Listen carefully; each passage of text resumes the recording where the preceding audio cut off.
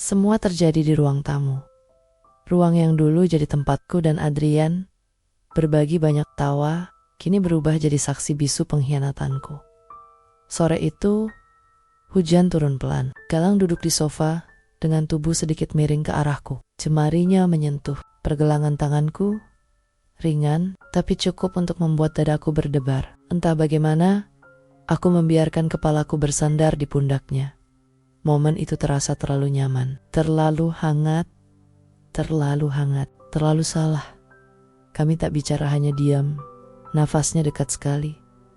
Lalu aku memejamkan mata, tapi tepat saat itu, klik, sebuah suara pelan dari arah pintu.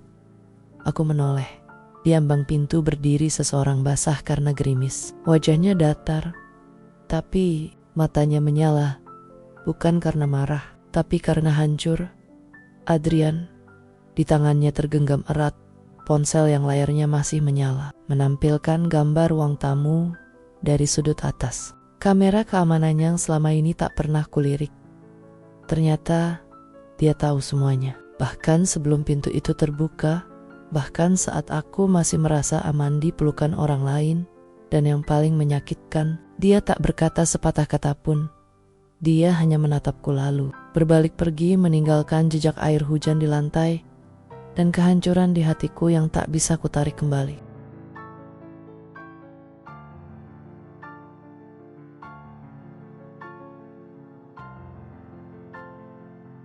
Namaku Tari. Usiaku 32 tahun. Aku seorang ibu satu anak, istri dari seorang pria bernama Adrian.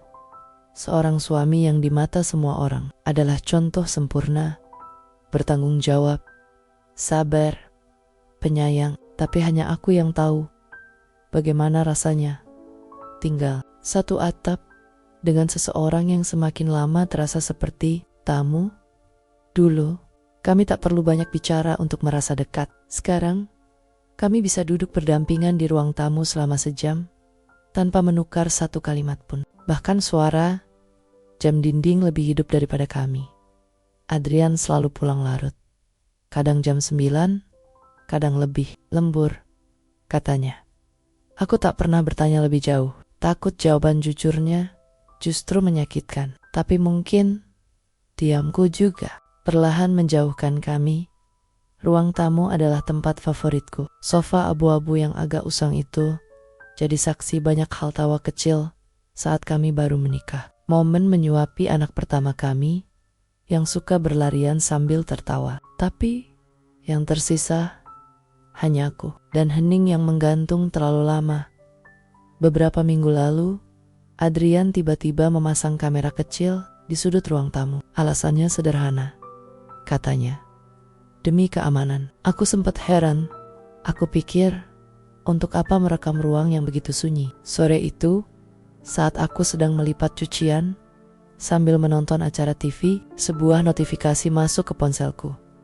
Galang. Nama itu seperti menepuk masa lalu yang lama tertidur. Masih ingat, aku? Dengar-dengar kamu tinggal di kota Bandung sekarang. Boleh kita ketemu? Aku cuma ingin tahu kabarmu. Aku terdiam. Jari-jariku menggenggam ponsel lebih erat. Jantungku berdetak tidak seperti biasanya. Galang adalah seseorang yang dulu sempat menghuni ruang di hatiku sebelum Adrian datang. Kami tidak pernah benar-benar selesai, hanya menghilang karena waktu dan keadaan. Aku mengetik balasan pelan-pelan. Kabarku baik. Kamu masih punya nomorku rupanya. Ayo, kita ketemu. Detik itu juga, tanpa kusadari, rekaman di ruang tamu mulai mencatat bukan hanya gambar, tapi awal dari sesuatu yang tak seharusnya terjadi. Minggu depan, kamu boleh mampir ke rumah.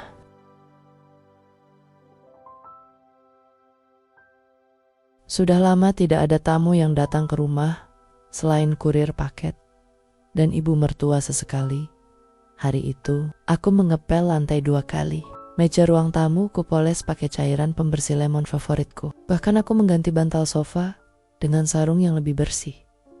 Aneh, ya, untuk seseorang yang katanya cuma teman lama. Galang datang jam 3 sore. Tepat seperti yang dia janjikan. Masih dengan jaket coklat lusuh yang sama seperti dulu. Senyumnya juga belum berubah hangat dan ramah. Seperti dulu saat dia suka menyelipkan roti coklat ke dalam tasku saat pelajaran biologi. Aku kira kamu gak akan beneran undang aku ke rumah, katanya sambil menaruh ransel kecil di meja. Aku hanya tersenyum. Kenapa? Takut ditolak mentah-mentah? Bukan takut, tapi kamu udah punya hidup sendiri sekarang. Keluarga, rumah, gelap. Duduk di sofa yang biasa jadi tempatku termenung sendiri. Rasanya aneh melihat ada orang lain duduk di sana.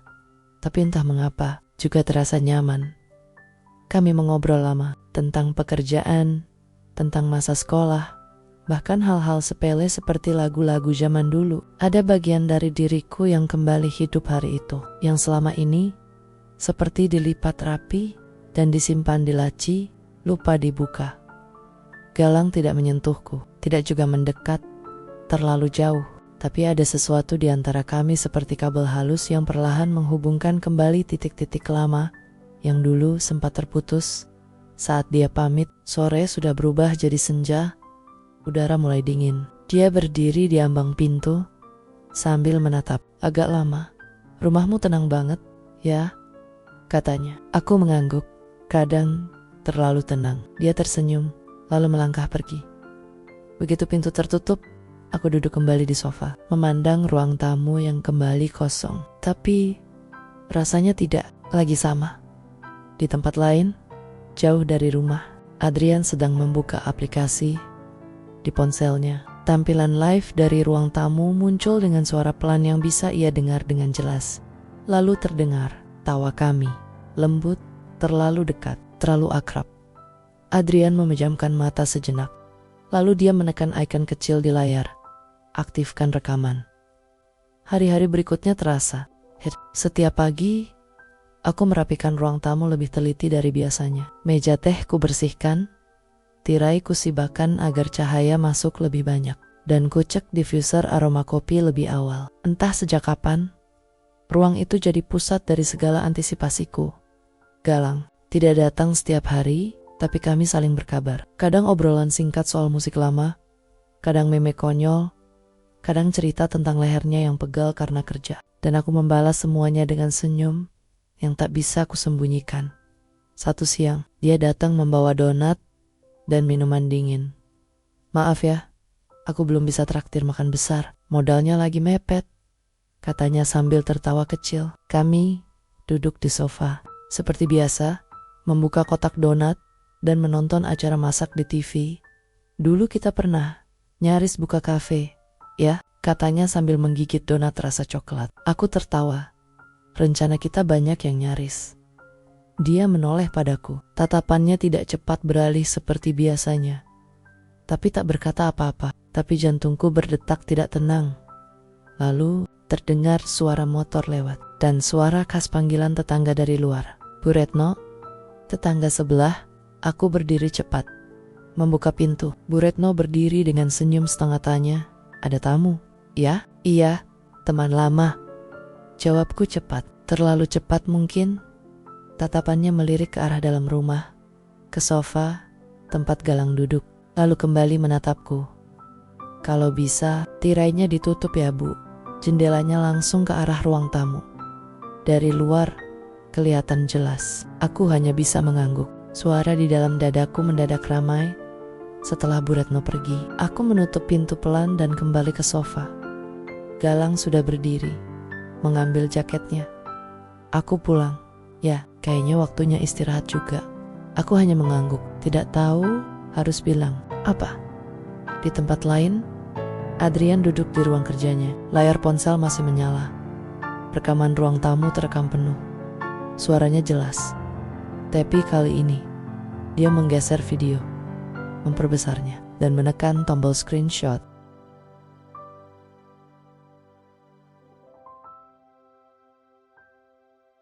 Sudah 3 hari, Galang tidak datang.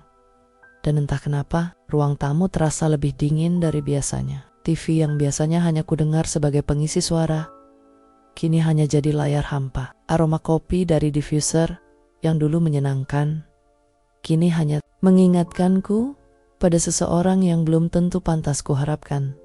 Tapi pagi itu, sebuah pesan muncul. "Galang, aku lewat daerahmu hari ini. Boleh mampir sebentar?" Aku menatap layar ponsel lama sekali. Ada bisikan kecil yang berkata tidak, tapi jempolku malah menulis, "Datang aja. Aku di rumah." Jam menunjukkan hampir pukul 4 sore saat Galang tiba. Langit mendung, udara gerah. "Lama banget nggak kesini," katanya sambil masuk tanpa banyak basa-basi. Aku hanya tersenyum kecil. "Lagi sibuk?" "Ya." Kami duduk. Sofa bobo itu kembali terisi. Jarak kami tidak jauh, tapi tidak juga terlalu dekat. Hanya cukup untuk membuat napas terasa sempit, tapi hati tetap ingin bertahan. Galang mengeluarkan flash disk dari kantong jaketnya. "Ingat lagu-lagu kita dulu? Aku masih simpan beberapa coveran kita di studio mini. Mau dengerin?" Aku tertawa pelan. "Gila, kamu masih simpan itu?" Dia mengangguk. Aku rekam semuanya. Kami mendengarkan 1-2 lagu dari laptopnya. Lalu tanpa sadar, suara tawa mulai muncul.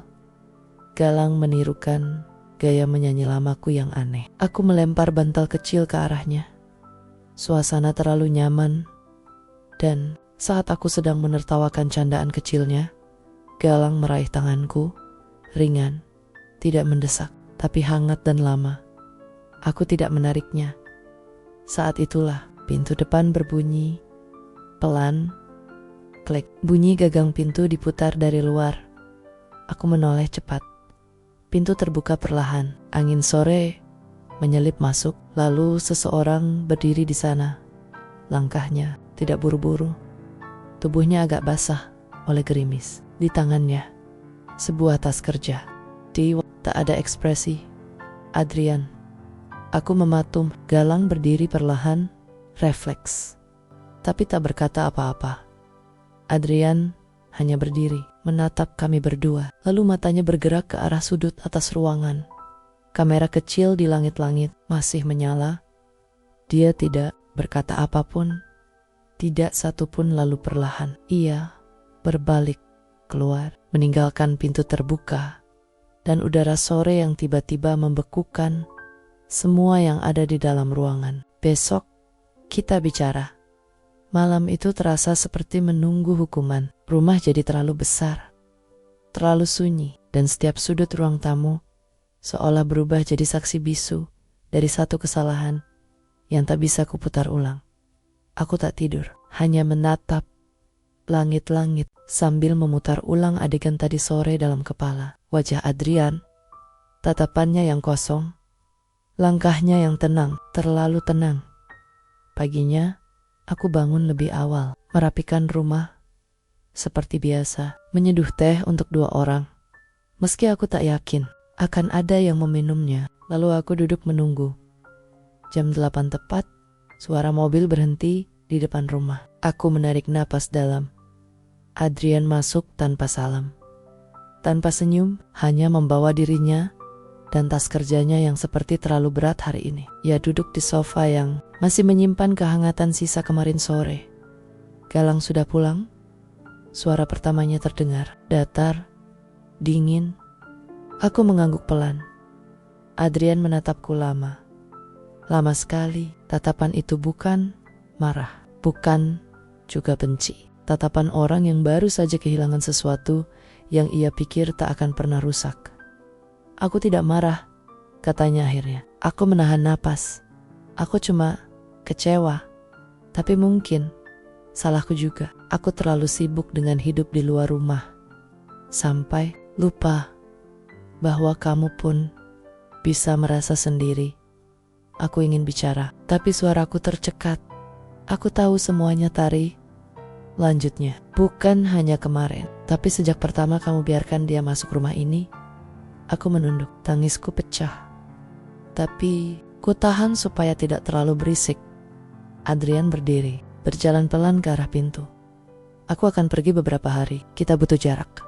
Aku menoleh cepat. "Kamu mau kemana?" Ia berhenti sebentar, lalu menatapku untuk terakhir kalinya hari itu.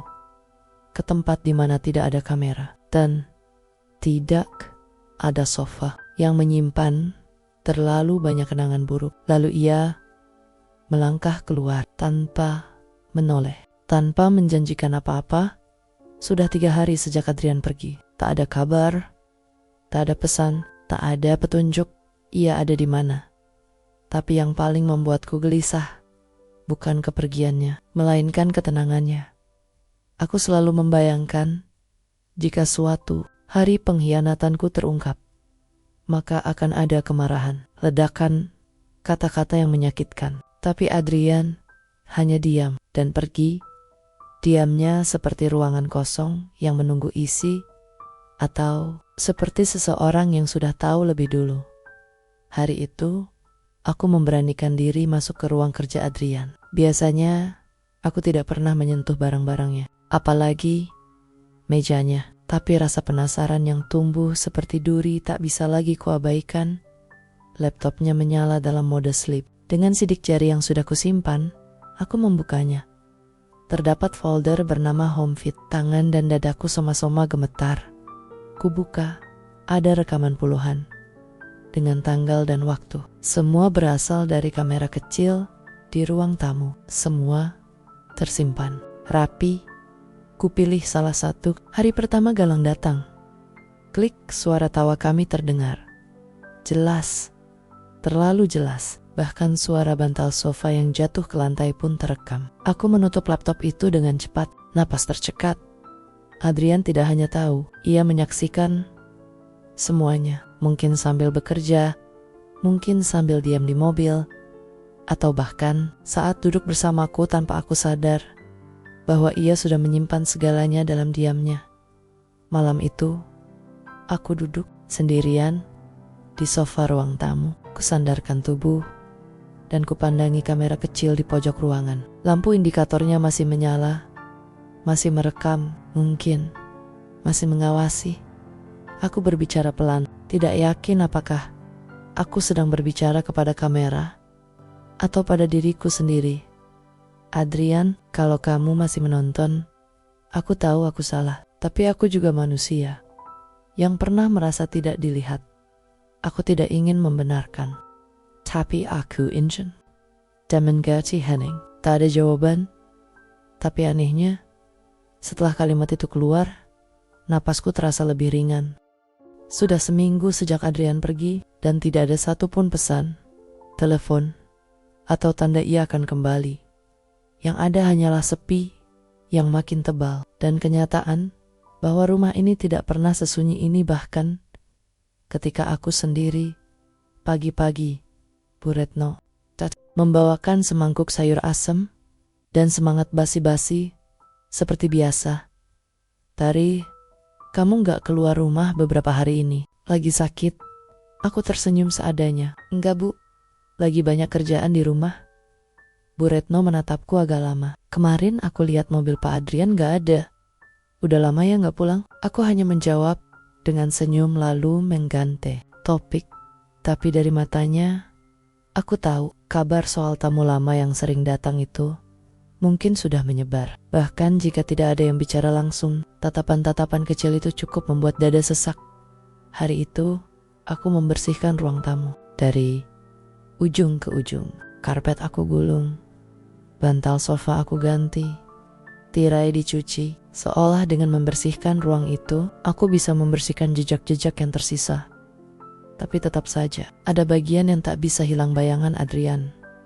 Sore harinya, aku pergi keluar rumah. Untuk pertama kalinya, sejak Adrian pergi ke taman kecil, tempat kami biasa duduk setiap minggu pagi. Duduk sendirian di bangku kayu yang dingin. Aku membuka ponsel dan melihat album foto. Foto-foto lama saat Adrian tersenyum, saat aku tertawa tanpa beban.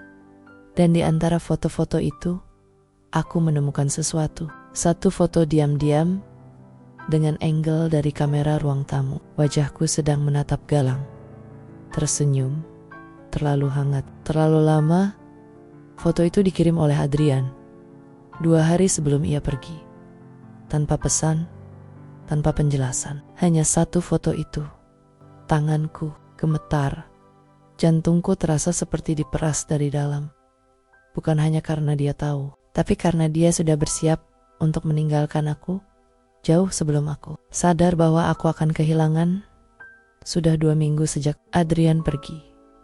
Aku mulai mencoba menjalani hari-hari dengan rutinitas baru meski setiap langkah selalu diiringi rasa canggung. Seolah aku tinggal di rumah yang bukan milikku sendiri. Pagi itu, saat membuka pintu pagar untuk membuang sampah, aku melihat sebuah amplop putih di sela-sela celah pagar besi. Tanpa nama, tanpa cap pos, hanya lipatan rapi, seperti sesuatu yang diletakkan dengan sangat hati-hati.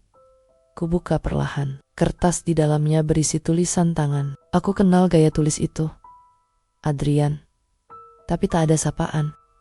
Tak ada nama. Hanya kata-kata yang seolah ditulis sambil menahan banyak hal yang tidak bisa dikeluarkan.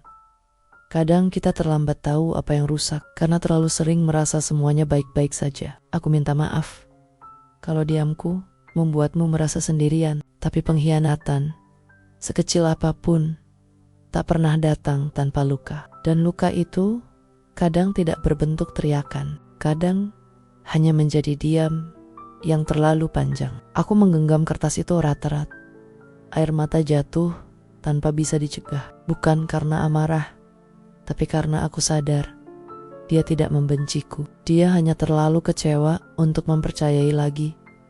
Hari itu aku mengurung diri di ruang kerja. Kutatap lemari buku yang penuh dengan koleksi Adrian. Di antara buku-buku itu, aku menemukan sebuah jurnal kecil dengan inisial A tinggi. Kubuka perlahan halaman-halaman awal berisi catatan kerja. Tapi di tenja, aku menemukan halaman berbeda, lebih personal. Satu halaman tertulis, "Kadang aku merasa Tari bukan lagi perempuan yang dulu, tapi setiap kali dia tertawa karena hal sederhana, aku sadar dia masih ada, hanya tertimbun kesepian." Dan di bawahnya, tanggal 2 bulan sebelum Galang kembali, hatiku mencelos. Artinya, Adrian sudah melihat aku berubah, sudah tahu aku menjauh, tapi dia tetap diam, tetap berharap, sementara aku malah membuka pintu untuk orang lain. Sore harinya, aku duduk di sofa ruang tamu tempat semua ini bermula. Kupandangi kaca jendela yang pernah jadi saksi diam-diam, lalu kutulis balasan. Bukan surat, tapi catatan kecil. Di dalam jurnal itu, aku juga salah, mungkin lebih besar dari yang bisa kamu bayangkan. Tapi jika kamu masih punya satu tempat kecil untukku dalam hatimu, pulanglah. Tak perlu membawa maaf.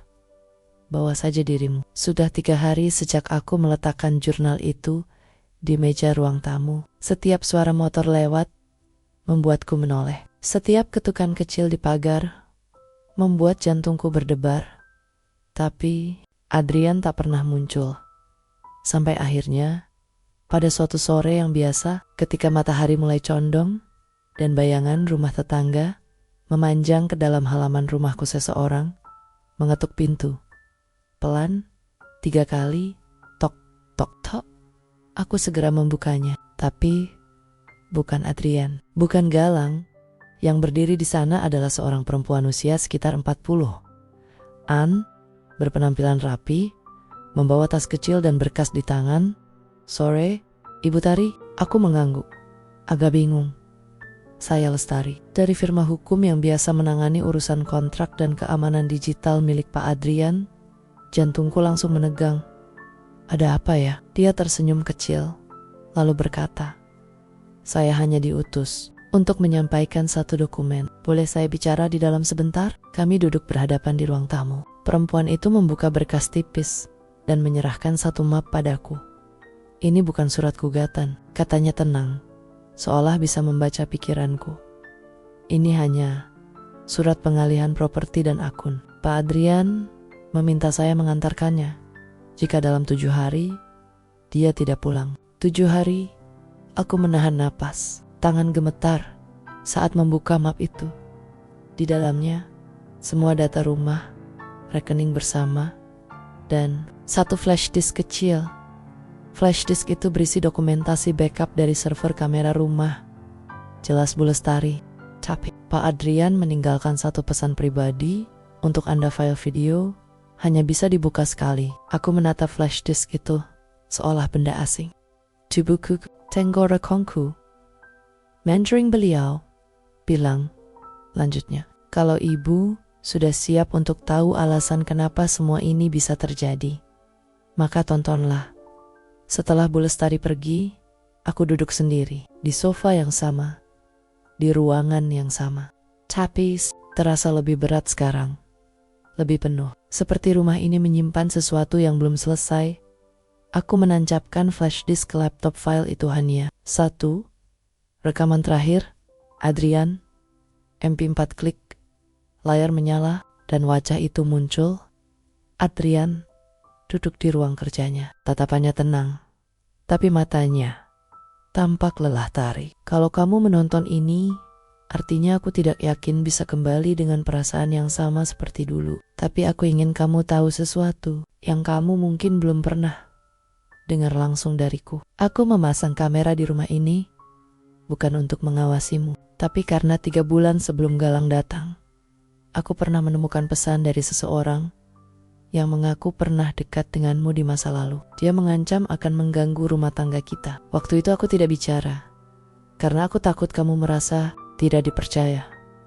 Tapi sejak saat itu, aku mulai diam-diam mengamati, merekam, menunggu. Dan saat yang kutakuti benar-benar terjadi, aku lebih hancur bukan karena kamu berkhianat, tapi karena aku sadar selama ini aku juga tak pernah benar-benar berusaha mendekatimu. Kalau kamu ingin memulai dari awal, aku akan tahu dari satu hal. Kamu akan datang ke tempat pertama kali kita bertemu. Jika tidak ada kamu di sana dalam 3 hari ke depan, maka aku akan anggap semuanya sudah selesai. Video berakhir, aku hanya bisa menatap layar kosong. Dan untuk pertama kalinya dalam hidupku, aku sadar, aku mungkin masih bisa memperbaiki semuanya, tapi hanya jika aku berani. 3 hari itu, batas waktu yang diberikan Adrian, dan hari ini adalah hari terakhir. Sejak menonton rekaman itu, aku hanya berpikir tentang satu hal, berani atau menyerah. Duduk diam di rumah tidak lagi menenangkan. Justru sebaliknya, setiap sudut ruangan seperti berbisik, pergi, atau semuanya benar-benar selesai. Siang itu, aku berdiri di depan cermin, wajahku tampak asing, rambut sedikit berantakan, mata sembab, tapi ada sesuatu yang berbeda.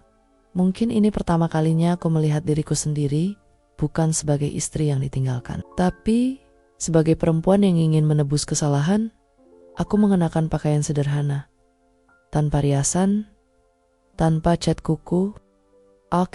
Adrian melihatku, apa adanya. Bukan tari yang dibuat-buat, tapi tari yang ingin memperbaiki. Toko buku itu terletak di ujung jalan kecil yang sepi. Sudah lama tutup, tapi masih berdiri. Jendela depannya buram, cat kayunya mulai mengelupas. Tapi aku tahu, disinilah dulu semuanya dimulai. Tempat pertama aku bertemu Adrian di antara rak puisi dan buku bekas. Langkahku pelan saat menaiki anak tangga kayu kecil. Pintu kaca agak sulit dibuka. Sedikit berderit saat ku tarik, kosong. Tak ada siapa-siapa. Aku berdiri di dalam toko itu, menatap rak-rak kosong. Bau buku lama masih tertinggal. Debu menari di udara. Aku berjalan ke sudut pojok, tempat dulu kami duduk dan membaca puisi Pablo Neruda. Ku lempar pandang ke sekeliling. Sepi. Adrian tidak datang. Beberapa menit berlalu. Aku memutuskan untuk duduk sebentar. Mungkin hanya sebentar. Setidaknya aku sudah mencoba. Kusandarkan punggung kerak tua di belakangku, lalu menarik napas panjang. Air mata mulai menggenang lagi. Tapi kali ini bukan karena putus asa, melainkan karena lega. Akhirnya aku berani datang. Tiba-tiba pintu toko berderit. Aku menoleh cepat. Dia berdiri di sana. Adrian dengan wajah letih, rambut sedikit lebih panjang, dan mata yang tak bisa kusebut marah, tapi juga belum bisa kusebut rindu. Kami hanya saling menatap, tak satu kata pun keluar. Tapi dalam tatapan itu, ada percakapan panjang tentang penyesalan, luka, dan pertanyaan. Masih adakah kesempatan? Aku berdiri perlahan. Lalu Adrian berkata pelan, hampir seperti bisikan, Kamu datang. Aku mengangguk, tak bisa menjawab. Karena jika aku bicara sekarang, aku tahu suaraku akan pecah. Di dalam toko buku tua itu, waktu seakan melambat. Tak, ada musik, tak ada keramaian. Hanya dua orang yang pernah saling mencintai dan kini berdiri di antara sisa puing kenangan. Adrian duduk lebih dulu. Aku mengikuti. Kami duduk bersebelahan, tapi tetap menyisakan jarak yang diisi diam. Bukan karena tak ada yang ingin dikatakan, tapi karena terlalu banyak yang harus hati cerna sebelum bibir sempat bicara. Kenapa kamu datang? Tanyanya akhirnya. Suaranya tenang, tanpa tuntutan.